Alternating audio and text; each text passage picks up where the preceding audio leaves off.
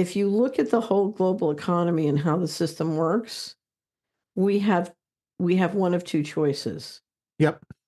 We can cut the rackets. So I had a vision of a reset called the Building Wealth Reset.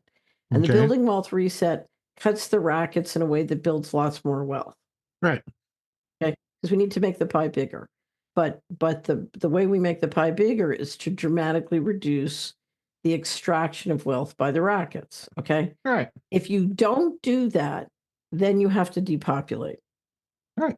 And you have to depopulate the population that is the most resource expensive. Right. Which is you and me. Right. Right. So it's the rackets versus the people. And if we don't want to get depopulated, then we need to build wealth in a way that reduces the rackets. But that's the fight. That's the fight.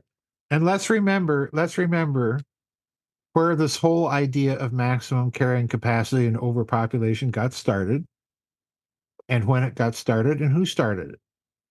It got started long before Thomas Malthus. It got started in Venice. Right. Right. A banker. The pattern is special jurisdiction or patents of nobility or sovereign zones.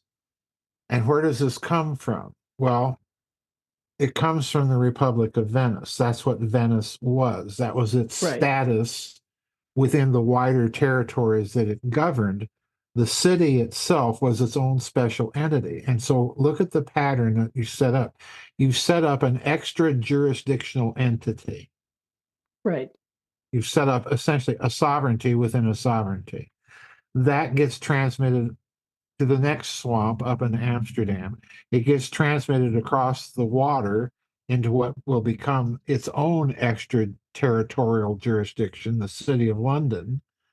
And that in turn transmits itself across the ocean till we get yet another sovereign extra jurisdictional entity called Washington, District of Columbia. Right. So you have these transfers of this financial city-state governance structure that sets up all these parallel jurisdictions.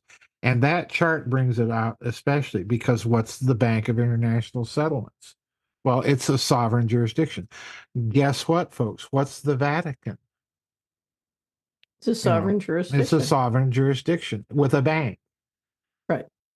It enjoys diplomatic immunity. It enjoys diplomatic immunity. Which enjoys no tax, complete tax exemption, and diplomatic immunity worldwide. Exactly. 2,000 years of compound interest. Yeah, exactly.